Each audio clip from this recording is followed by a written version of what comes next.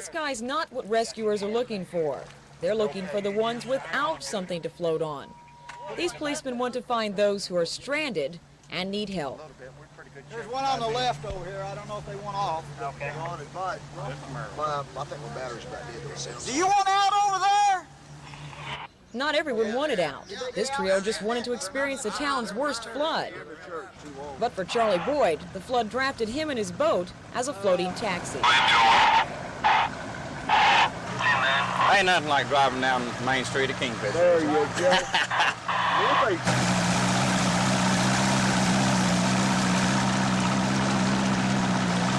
But they'll check with the National Guard at the Armory, find out if they have any people down in here that they have been trying to get out, that they've been unable to reach, so that we can get them out with the boat. So there's approximately five foot of water here.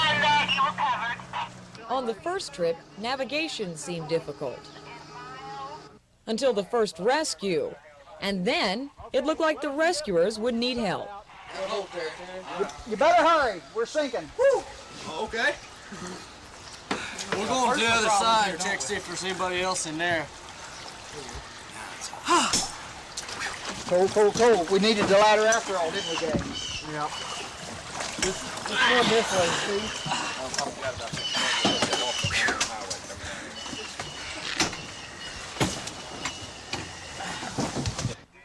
The boat had to get back to shore to fix the leak. On the way, they saw what turned out to be futile attempts by their neighbors to salvage part of their belongings. Everyone in this area of Kingfisher lost something. Charlie Boyd just wanted to make sure it wasn't their lives. Take a left here up the other side of this tree, between the tree and the truck. And that baggie laying there.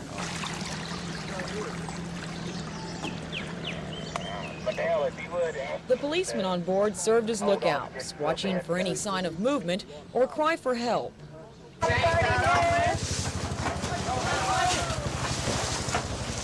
it. Adele, he's out north of town out there. All right, see what I'm going to do, okay? Hi.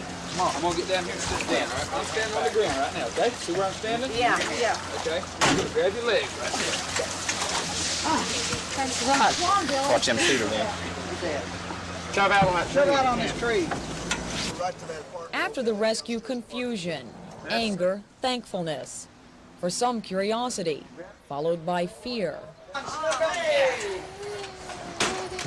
Look at all these people, man. Made it. But for all, including Charlie Boyd, an emotional but safe trip to dry land. Gotcha. There you go. That it? Straighten out, Leo.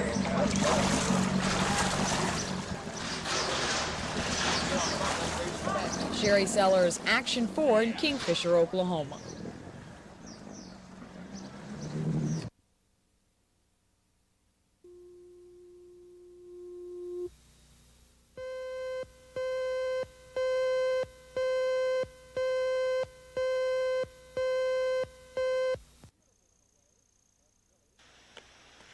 It's beautiful in a way, but really, this kind of thing isn't fit for man nor beast. Everything on more than two legs was doing its best to get away from the rising water. The two-legged variety was having its problems too.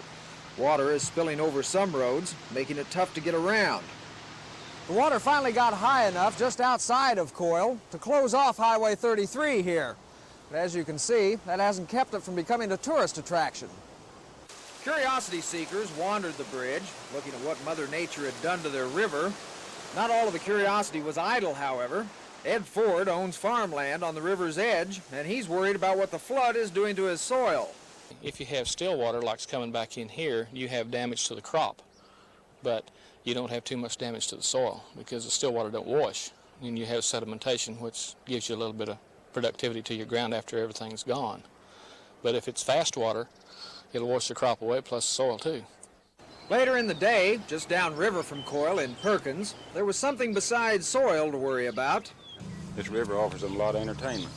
Dick Cupid here has lived along the Cimarron for about 14 years, and the water is about that many inches from coming into his house.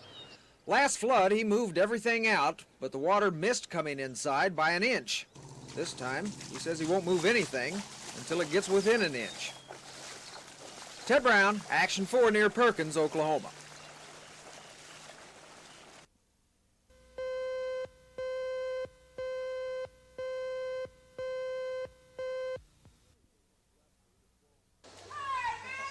To many people in Guthrie, the swollen creeks and rivers did not seem to pose a serious threat. The kids saw it as recreation on a muggy spring evening, and many of the homeowners say they aren't concerned either.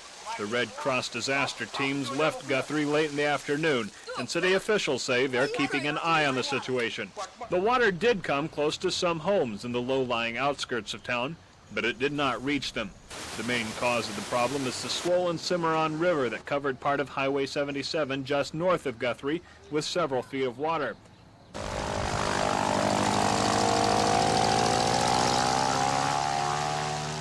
A family living near the river says the river began to jump its banks Monday evening. They awoke at 6 o'clock Tuesday morning to find the wheat field and chicken house flooded, and they began to worry about their own home. The wheat field was destroyed. The family lost 2 farm vehicles and a couple of chickens. It had been feared that the Cimarron River and its tributaries would continue to rise, cresting around midnight. But instead, the Cimarron River began receding in the late afternoon, and by mid-evening it was down by 2 feet. It will take a while to calculate the cost of the floods in Guthrie, but it appears that for now, the danger is over. Charles Schnitzer, Action 4, in Guthrie, Oklahoma.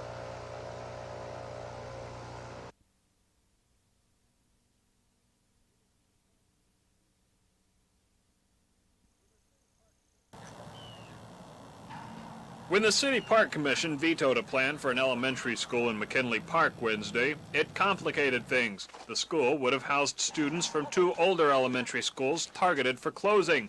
The City Council could go ahead and okay the sale of the land to the school board, but it isn't likely they will override the Park Commission's unanimous decision.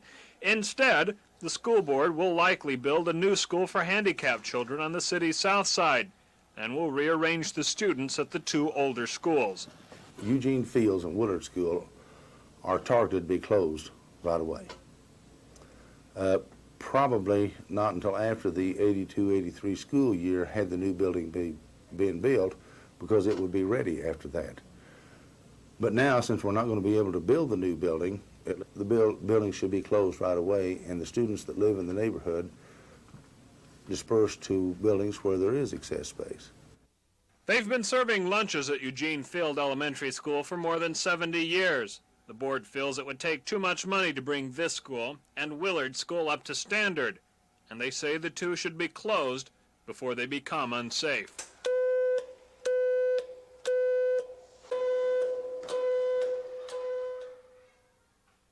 Charles Schnitzer, Action 4.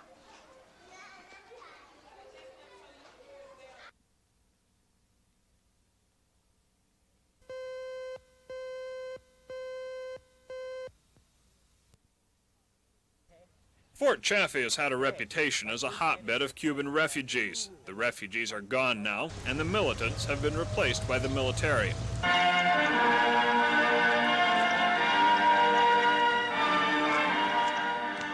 The Oklahoma Army National Guard has been training here for the last week. They've been practicing more than just standing in formation.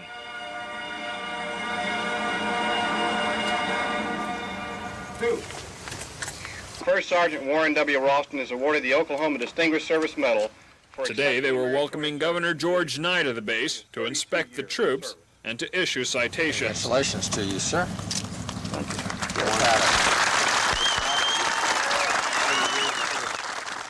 These businessmen and women have given up their air-conditioned offices to sharpen battle skills they hope they never have to use. And Knight says he's pleased with what he's seen and heard. The evaluations have been completed thus far by the U.S. Army, and they're all satisfactory. And they say that is good, but that is typical of what they do here. And of course, it is a source of pride for those of us connected with the Oklahoma Guard to know that the U.S. Army says that they are very, very good. Governor Knight told the troops the same thing he's told everyone else this year, that Oklahoma is a great state and that 1982 was her greatest year. But he added that it's the National Guard that has helped to make Oklahoma the state that it is. Charles Schnitzer, Action 4 at Fort Chaffee, Arkansas.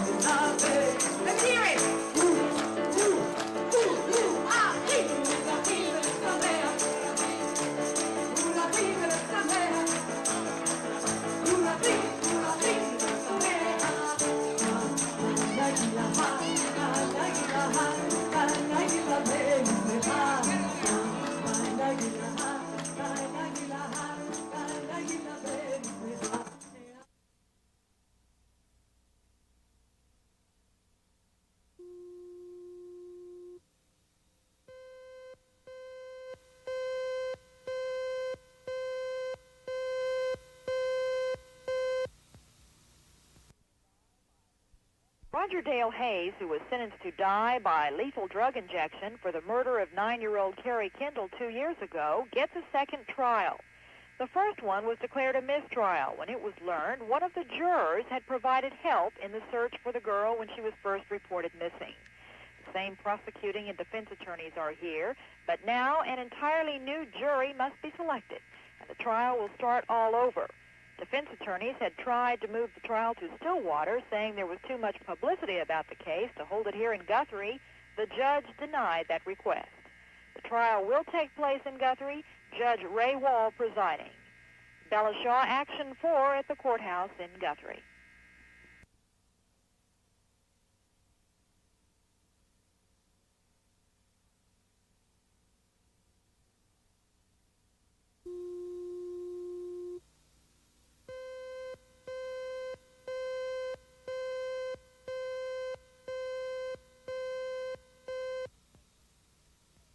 Yesterday, jurors listened to a tape-recorded confession by Roger Dale Hayes' brother Don, in which Don attributed the murder of Carrie Kendall to a devil-worshipping ceremony attended by several people. Today, the jurors once again donned headsets and listened to a tape-recorded confession by Roger Dale Hayes, in which he says he acted alone in the abduction, rape, and murder of the 9-year-old girl. In the 30-minute tape given to OSBI agents, Roger says, "I was just drinking, thinking about girls." The OSBI, "Were you looking for girls?" Roger, "Yes." "Would you have used force on them?" "Yes." But Roger had also written a confession to the OSBI before the tape recording was made. In the letter, Roger said his brother, Don, was responsible for the girl's death. The prosecution will do its best to clean up the confused and conflicting testimony before this afternoon. Bellishaw, Action 4 in Guthrie.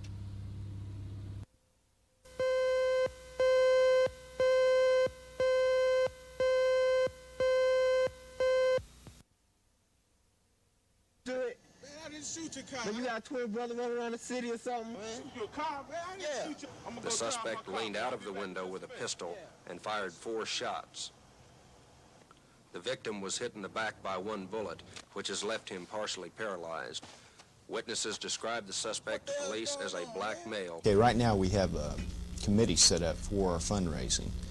We're starting June 1st, around that time, with dinners, some breakfast lunch dinners type thing, that we're going to ask for donations. Hopefully we're looking at getting in excess of $100,000.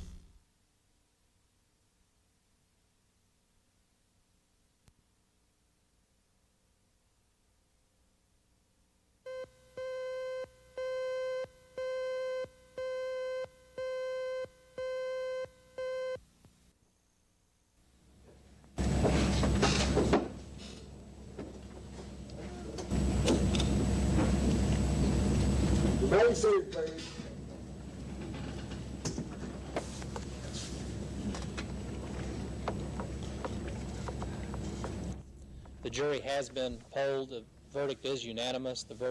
We, the jury, impaneled and sworn in the above entitled cause, do upon our oaths, having heretofore found the defendant, Roger Dale Hayes, guilty of murder in the first degree, fix his punishment at death.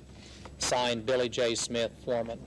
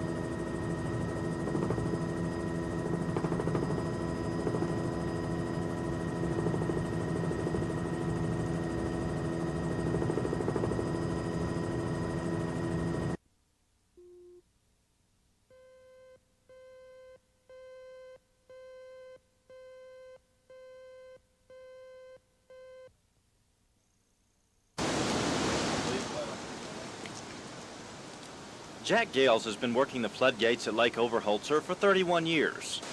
He says it took a few years to really get the feel for the job, but he hasn't had many problems. At least not until Monday night. The water was getting high about 7 o'clock. Gales described what had happened while he showed us how the gates worked. We was bypassing some logs that had our floodgates clogged up through this Caterpillar gate, and we cleared the people out in the area we thought was a danger area, but there were apparently some cars, a van and a car that was down below that we didn't see, and we suffered some water damage to the vehicles.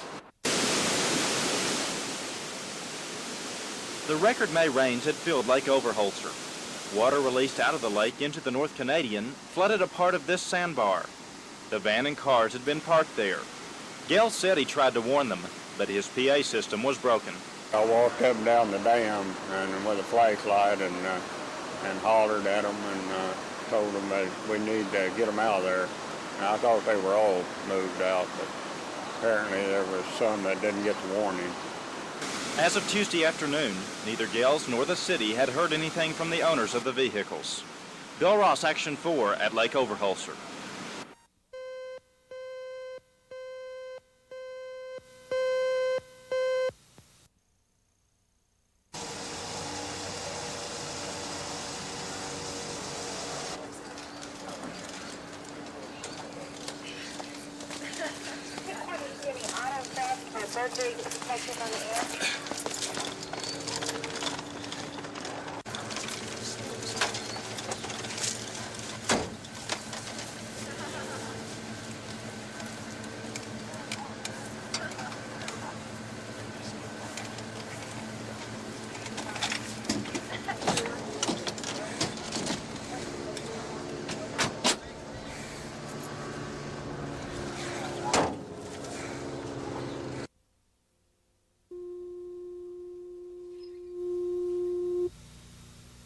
Beep, beep, beep, beep, beep, beep, beep. Braniff may be gone, but that certainly hasn't discouraged anyone from flying. People are lining up at the ticket counters in record numbers. So far this year, Will Rogers has had about a 27% increase over business last year, and the missing Braniff flights haven't even been replaced yet. However, many airlines are adding flights in Oklahoma City for two good reasons. The airlines historically during this period of the year will notice a sizable increase in their traffic because people are going on vacation. We also have an increase in the business travel. So I think it's a combination of two things, vacation period as well as the Braniff collapse. The real problem spot caused by the increased traffic is here at the security checkpoint.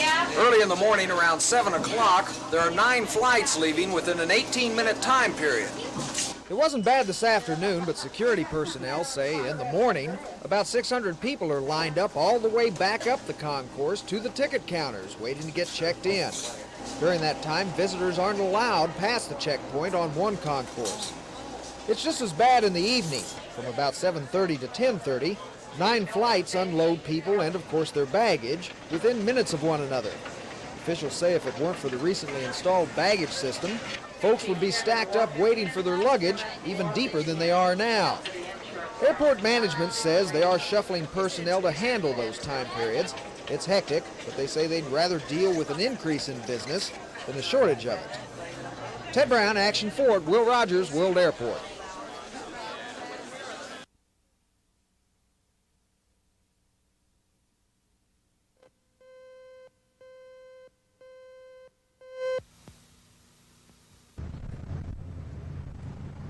Not even a rainy day could stop hundreds of people from lining up outdoors at a chance for free cheese. The Salvation Army is responsible for giving away 1,000 cases of cheese that should end up at the dinner tables for 6,000 families. This is the federal government's way of clearing its warehouses after buying the cheese from farmers through the Dairy Price Support Program. The cheese is only for low-income people, but officials don't have a real gauge to go by. We play it mostly by ear. The government says that it's for low income, but they haven't told us specifically what low income means. So we're playing it by ear. If it seems high for the number of people in there, then we start asking questions about their expenses, medical expenses, or some other unforeseen expenses that would justify them getting the cheese. Captain Browning says he's in desperate need of volunteers to help with the cheese giveaway. Soon the government plans to hand out 380 million pounds of butter as well to the states for distribution. For those still interested in the cheese, the giveaway will go on Friday, next Tuesday, and Thursday. Ed Stewart, Action 4th, the Salvation Army.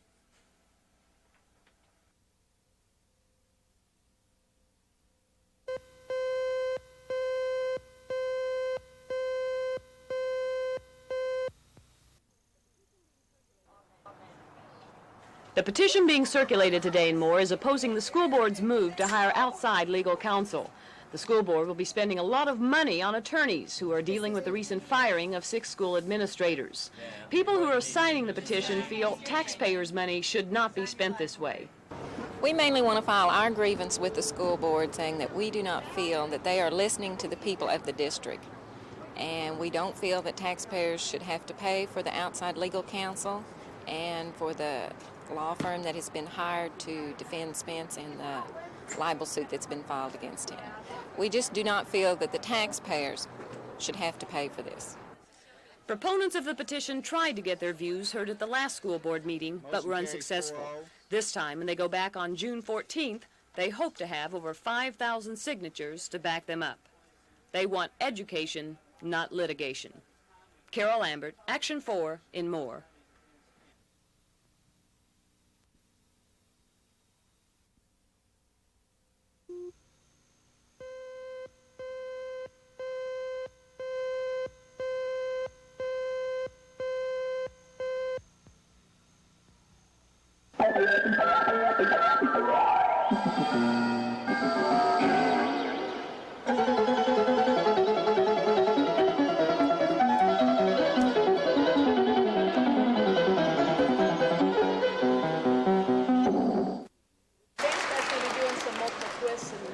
The kids involved with the Special Olympics aren't usually this active, but these gymnasts aren't performing in the Special Olympics, they're performing for them. The whole idea is to draw attention and a little money to the group that draws pride in performance from children with physical and mental handicaps.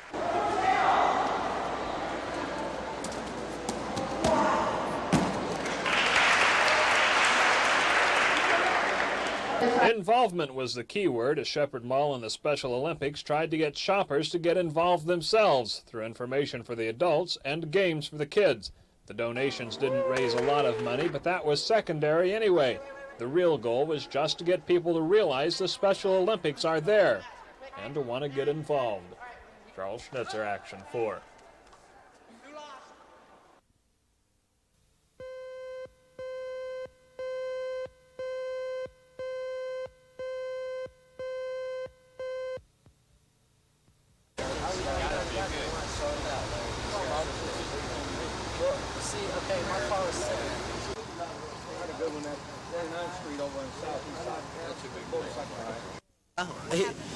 He just flew way up in the air, and then his back end just hit the ground, and he had his T-tops off, and he got out of the car, and he made it out, and I don't know, he just disappeared.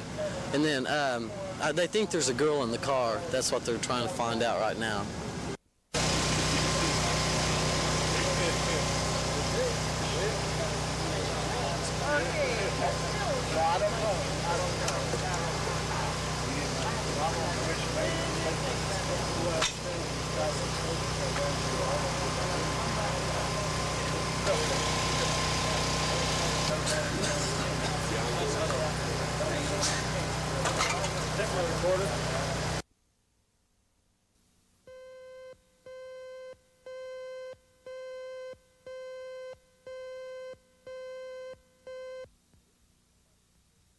They say somebody has stolen at least 140,000 gallons of gasoline from area service stations.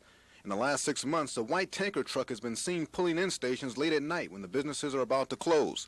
The thief apparently has been selling the gas to independent stations. Bill, isn't it possible that some service station owner could buy the gasoline not knowing it was stolen? No, not really. They're probably selling it for around 50, 60 cents a gallon, fencing it for that amount. And a person that buys gasoline a large amount at that price knows it's stolen. They realize it's stolen for that price. Hanneman says the police do have some leads in the case, but would like to catch the thief in the act. Officials want the public's help by calling police if you see a white tanker truck at a gas station when all the employees are gone. And authorities say you can tell when the gasoline is leaving the ground because a pump is being used on the truck. Ed Stewart, Action 4.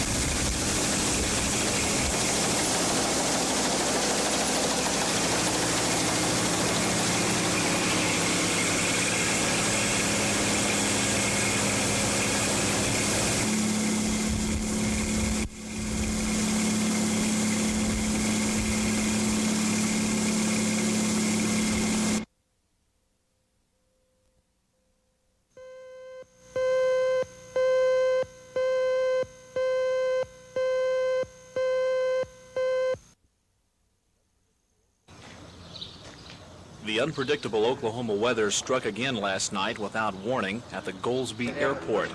This hangar roof is now a crumpled mess. We should take this one out first. Airport manager Jack Reed was out among the wreckage this morning. Living only a stone's throw from the hangar, he and his wife heard the windstorm. So after listening a few minutes, I thought, well, I'm going back to sleep. It's been doing that for a couple of months. And laid back, and about 15 minutes later, there was a terrific crack. The storm also damaged 5 aircraft, with the most serious casualty this 25-year-old Cessna. The SW wards could only wrap an exposed exhaust pipe as the sky thickened with the promise of more weather. Fortunately, the storm hurt no one, except this bird, whose wings are now permanently clipped. Tony Stizza, Action 4, at the Goldsby Airport.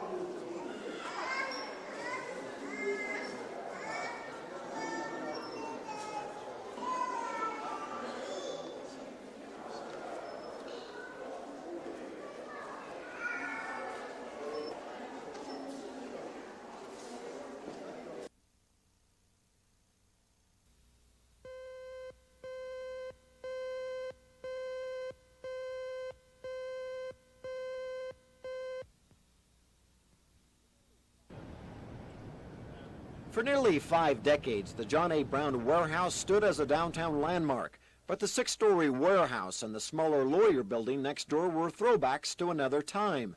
They didn't fit in with the city's downtown scheme. Dwarfed by other skyscrapers, urban renewal experts decided the brick building should be scrapped. Demolition experts chose early Sunday morning for their handiwork. Police patrols kept onlookers back a safe distance. The curious were allowed to perch on surrounding rooftops. Shortly after 8 o'clock, the countdown began, and 2 buildings which had taken months to build took only a few seconds to demolish.